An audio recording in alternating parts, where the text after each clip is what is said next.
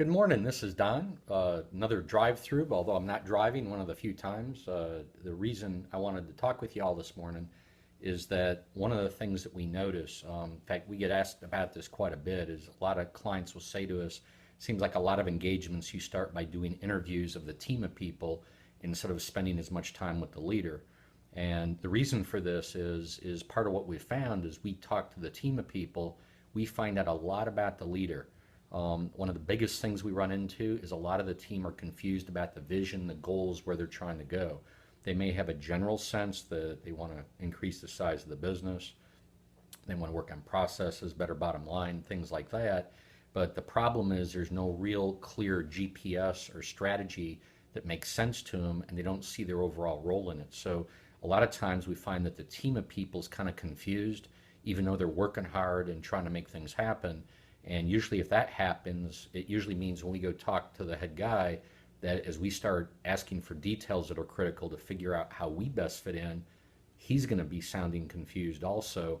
And so that tells us what's going on there. About 10% of the time that's not happening, but about 90% we're finding there's a relatively high level of confusion.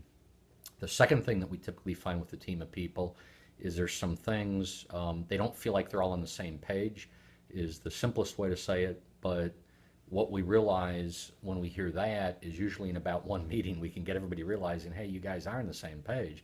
You're just not talking enough. You're not using the right language. You're not communicating about the right topics.